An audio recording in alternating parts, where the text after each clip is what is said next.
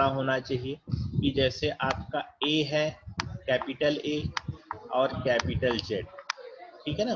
तो capital A कहाँ पर शुरू होता है, 65 पर शुरू होता है।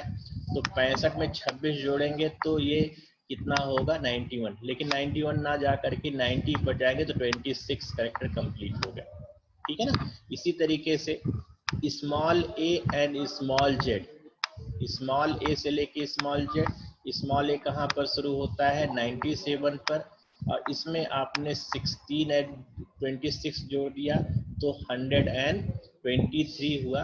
तो यहाँ से 122 तक आपका 26 करेक्टर पूरा हो जाएगा, ठीक है ना। इसी तरीके से 0 से लेकर के जेड तक ये एज सच तो डिजिट्स है, लेकिन जब हम की को प्रेस करते हैं, जब की को प्रेस करते हैं तो आप जानते हैं हर एक की को प्रेस करने पर 7 बिट आस्की कोड जनरेट होता है, और वही 7 बिट आस्की कोड जो सीपीयू को जाता है और उसके अकॉर्डिंग सीपीयू इंटरप्रेट करता है। जो आपका एक बाइट आ रहा है, जो स्ट्रीम आ रही है, byte of stream, that stream is broken into bits, 8 bits cluster, 8 bit के जो है 8 बिट के जो है क्लस्टर में टूट रहा है, और वो जो आपका 8 बिट है उसके अकॉर्डिंग हम लोग डिसाइड कर पा रहे हैं कि कौन सा की आपने प्रेस किया, ठीक है ना। तो 0 कितने पर शुरू होता है, 48 पर, और इसमें आपने 9 जोड़ा तो कितना हो गया, 57, ठीक है ना। इसी तरीके से जब आप ब्लैंक स्पेस प्रेस करते हैं तो उसका आस्की कोड कितना होता है, 32, ठीक है ना। बाकी सारी चीजों को आपको याद रखने की जरूरत नहीं है, याद रखने की जरूरत नहीं है कि हर एक चीज का कितना जो है आस्की वैल्यू है, आपको सिर्फ एक रेंज पता होना चाहिए, ठीक है ना। तो इस तरीके से आपका इंग्लिश कीबोर्ड आपका कम्युनिकेट करता है। लेकिन आप जानते हैं वर्ड में केवल इंग्लिश लैंग्वेज है नहीं, केवल इंग्लिश कीबोर्ड नहीं है। तो हम लोगों को कुछ एक, अगर जैसे आपने देखा होगा वेबसाइट को ओपन करते हैं और हिंदी का कंटेंट वेबसाइट पर अगर लिखा हुआ है तो हिंदी का कंटेंट आप देखते हैं कि सिंबल सिंबल सिंबल से बन जाती है। तो आपने देखा होगा नेट पर जब कोई वेबसाइट आप ओपन करते हैं, अगर इंग्लिश में कंटेंट लिखे गए हैं तो वो कंटेंट डिफॉर्म नहीं होते हैं, लेकिन अगर जो है कंटेंट जो है दूसरे लैंग्वेज में लिखे हैं किसी दूसरे script except English, then when it is used in the internet it is deformed, ठीक है ना। it is replaced by some symbol or it is replaced by boxes। boxes का मतलब ये हुआ कि वो आपका फॉर्मेट सपोर्ट नहीं कर रहा है। तो why this problem is arising and how we can cope with this problem, ठीक है ना। इस प्रॉब्लम को कैसे हम लोग हैंडल कैसे करेंगे, क्या तरीका होगा। तो हम लोग ये जो कोड की बात कर रहे हैं इसको हम लोग बोलते हैं आस्की कोड, आस्की कोड बोलते हैं, ठीक है ना। आस्की का पूरा मतलब हमने आपको लिख के बताया था कि American standard code for information interchange, ठीक है ना। और तीनों को मिला करके combination of alphabets in the upper case, lower case and digits, इसको हम लोग बोलते हैं अल्फा न्यूमेरिक कैरेक्टर, ठीक है ना। This is called alpha numeric. तो अगर अल्फा न्यूमेरिक आप कैरेक्टर सुनते हैं तो अगर कहा जाता है अल्फा न्यूमेरिक कैरेक्टर है, it means simply means either it is upper case और इट इज लोअर केस और अ डिजिट, ठीक है ना। अल्फा न्यूमेरिक कैरेक्टर्स समझ में आ रहा है। तो अल्फा न्यूमेरिक कैरेक्टर जब आप सुनेंगे वर्ड तो अल्फा न्यूमेरिक कैरेक्टर का मतलब आपको समझ में आ जाना चाहिए, आइदर अपर केस और लोअर केस और, ठीक है ना। तो अब प्रॉब्लम को हम लोग जो है सिर्फ कीबोर्ड को इंग्लिश कीबोर्ड से ना रख करके हम लोग क्या चाहते हैं, हम चाहते हैं कि कीबोर्ड से ही हम लोग किसी लैंग्वेज के किसी स्क्रिप्ट को लिख दें, ठीक है ना। So we have to develop some alternative code for uniformity so that no content is distorted, ठीक है। हम लोग एक ऐसे कोड की बात कर रहे हैं जिससे कंटेंट डिस्टॉर्ट ना हो, ठीक है ना। जैसे कोई आपका किसी भी लैंग्वेज में लिखा हो तो जो कैरेक्टर लिखा है वही डिस्प्ले हो। तो हम लोग किसकी बात करेंगे, यूनिकोड की बात करेंगे, ठीक है ना, यूनिकोड, ठीक। This is developed by Unicode consortium. Unicode क्या कहता है, देखिए यूनिकोड ये कहता है कि मान लीजिए कि आपके पास वर्ड में 200 भाषाएं हैं, 300 भाषाएं हैं, 300 मान लीजिए कि लैंग्वेज है, और हर एक लैंग्वेज में मान लीजिए कि 50 अल्फ़ाबेट्स हैं, ठीक है ना, 50 अल्फ़ाबेट्स हैं। क्योंकि आप जानते हैं कि सारे लैंग्वेज में इससे कम ही होते हैं। इंग्लिश में तो 26 ही अल्फ़ाबेट्स हैं, लेकिन जितनी लैंग्वेज रिच लैंग्वेज है उसमें भी जो है 50-60 इससे ज़्यादा अल्फ़ाबेट्स नहीं होते, ठीक है ना। तो अगर 300, तो इसको अगर आप कैलकुलेट करें तो ये अराउंड कितना आ जाएगा, 15,000, ठीक है ना, 15,000। तो हम लोग 15,000 नंबर्स को अगर यूनिकली जनरेट करना है कि हर एक कैरेक्टर के लिए, वर्ड की कोई भी लैंग्वेज हो, वर्ड की कोई भी लैंग्वेज हो, कोई भी कैरेक्टर हो, हर एक चीज को हम लोग यूनिक कोड असाइन कर पाए, ठीक है ना।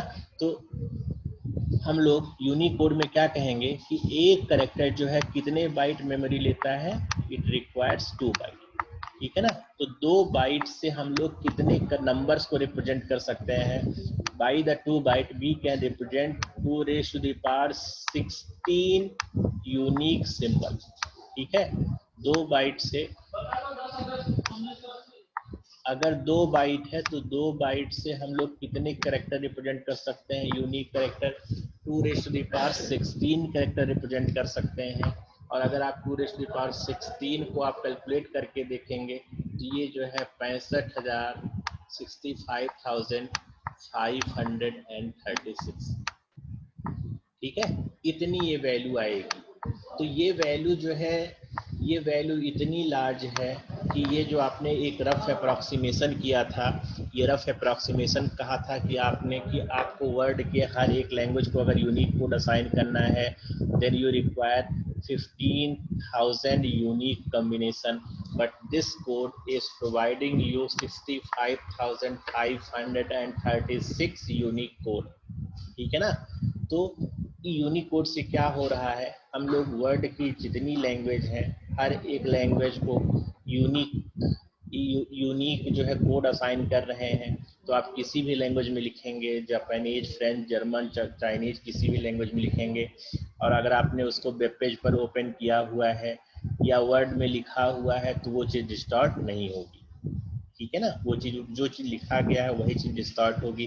तो जो आस्की कैरेक्टर था, आस्की कैरेक्टर्स में जो दूसरे लैंग्वेज के कैरेक्टर्स थे that is replaced by some symbols, but if you are using unicode which is 2 byte code, and if you are using Unicode it can capable of representing unique character, unique code to every character of the all alphabets of all language, ठीक है। हर एक language के हर एक alphabet को unique code assign करता है, ठीक।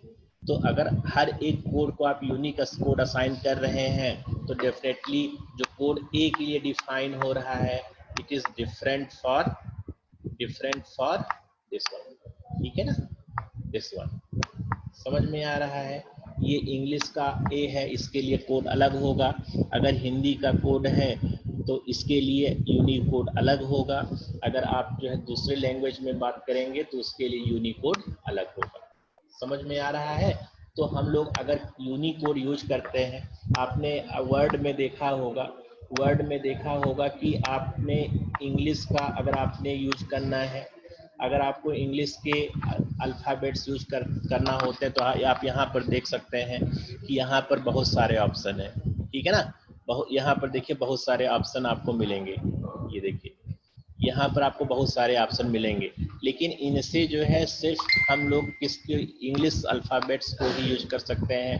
तो अगर हमको हिंदी में लिखना है या बंगाली में लिखना है या किसी दूसरे इंडियन लैंग्वेज में लिखना है तो हम लोगों को अलग से फॉर्मेट की ज़रूरत पड़ेगी, अलग से फॉन्ट की ज़रूरत पड़ेगी, ठीक है ना।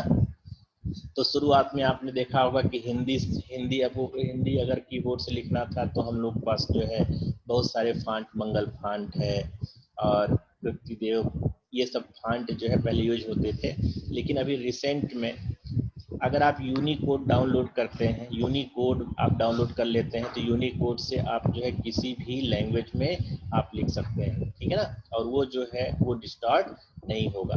तो Unicode is new invention of present time, ठीक है। जो यूनिकोड है ये नए नए नए समय का रिक्वायरमेंट है कि आप हर एक लैंग्वेज को हम लोग एक कोड असाइन कर रहे हैं, ठीक है ना। तो यूनिकोड से हम लोग हमारी जो समस्या थी कि सारे सिंबल से रिप्लेस हो जा रहे थे, सारे सिंबल से रिप्लेस होने वाली चीजें समाप्त हो जाएंगी, ठीक है ना।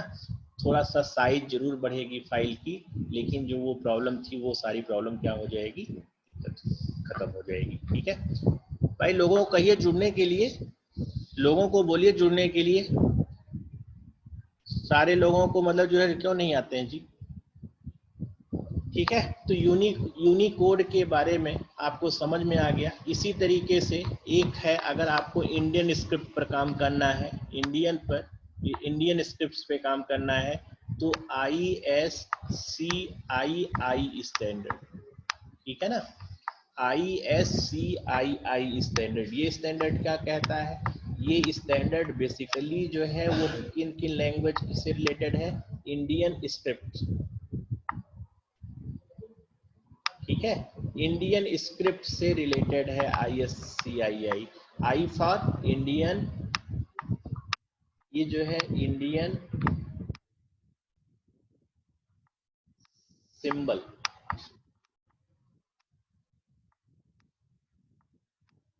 कोड फॉर इंफॉर्मेशन,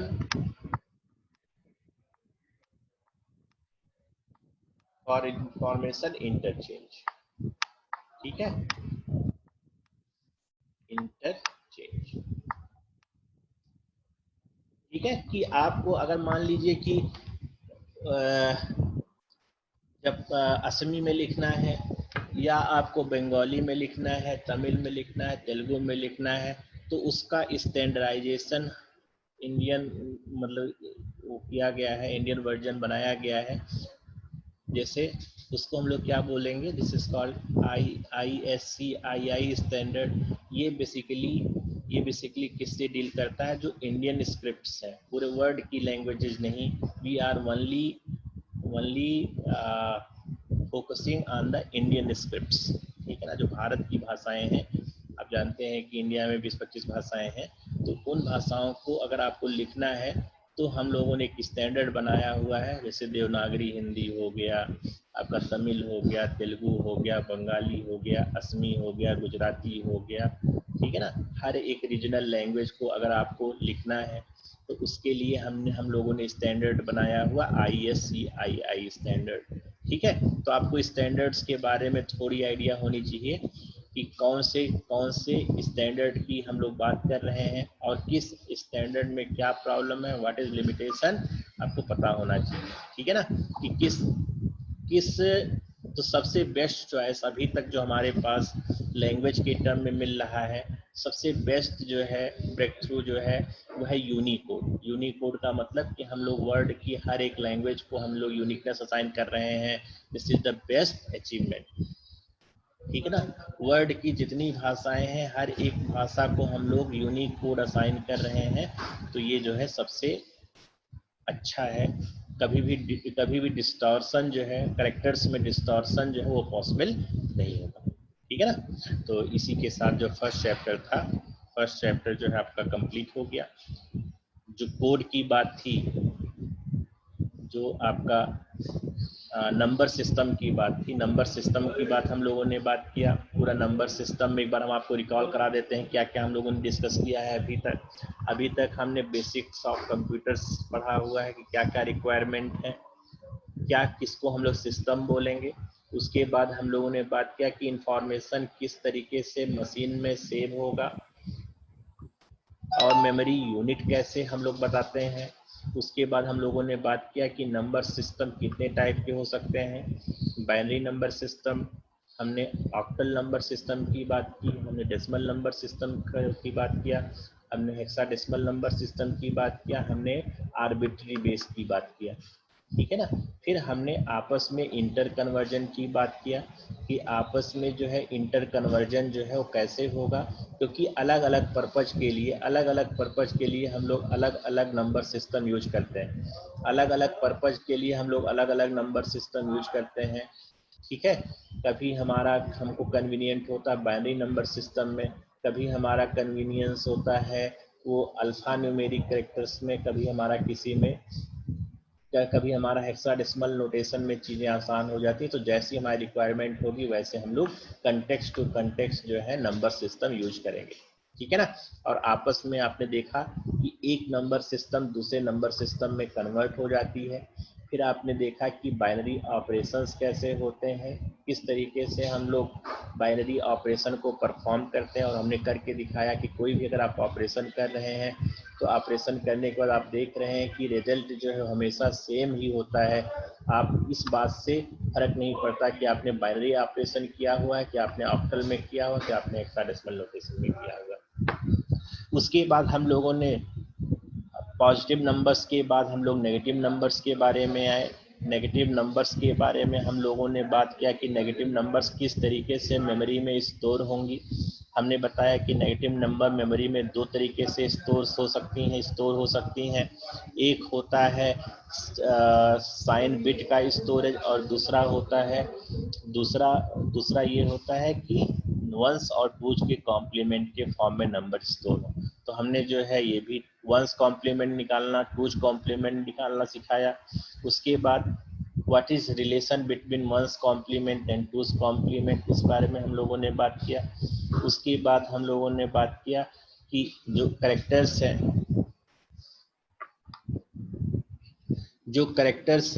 करेक्टर्स के बारे में आस्की करेक्टर्स हमने बात किया, और बताया कि ASCII characters is only valid for English keyboard, but if you are interested that you can type any language, it is only possible with help of unicode, ठीक है ना। तो हम लोग जो है प्रेजेंट टाइम की डिमांड के अकॉर्डिंग हम लोग बात कर रहे हैं कि यूनिकोड जो है सबसे बेस्ट चॉइस है। बट फॉर द इंडियन सब कॉन्टिनेंट एक और आस्की की तरह एक और जो है आपका स्टैंडर्ड बनाया गया, जिसको हम लोग बोलते हैं ISCII स्टैंडर्ड। इंडियन स्क्रिप्ट्स का जो है वो स्टैंडर्ड है ISCII, ठीक है ना। तो इतनी चीजें हम लोगों को पहले चैप्टर में जो है बेसिक्स बाइनरीज जो सिस्टम्स की बात थी यहाँ पर खत्म हो गया। अब हम लोग बात करेंगे नए टॉपिक की बात करेंगे, डिजिटल सर्किट की बात करेंगे, ठीक है। सर्किट दो टाइप की होती है, एक होता है डिजिटल सर्किट, एक होता है एनालॉग सर्किट, ठीक है ना। तो जो कंप्यूटर सिस्टम की जो सर्किट है, जैसे आपने एक कीबोर्ड आप देख रहे हैं, लैपटॉप का कीबोर्ड देख रहे हैं, या आप मोबाइल का कीबोर्ड देख रहे हैं, तो जब हम की को प्रेस करते हैं, अगर एक की को प्रेस करते हैं तो एक इलेक्ट्रॉनिक सर्किट जो है अंदर कंप्लीट होती है, और जब ये कंप्लीट होती है तो एक सिग्नल जनरेट हो रहा है, and this signal is transmitted to the CPU, ठीक है ना। तो अब हम लोग बेसिकली किसकी बात कर रहे हैं, हम लोग बात कर रहे हैं डिजिटल सर्किट्स की बात कर रहे हैं। We are not interested in analog circuits, we are interested in digital circuit. तो अगला जो हम लोगों को टॉपिक पढ़ना है उसका आज बैकग्राउंड हम लोग डिस्कस कर लेते हैं, और जो है कल से हम लोग उसका डिटेल स्टडी करेंगे। जो हमारा चैप्टर का नाम है वो है डिजिटल सर्किट डिजाइन, ठीक है ना। Digital circuit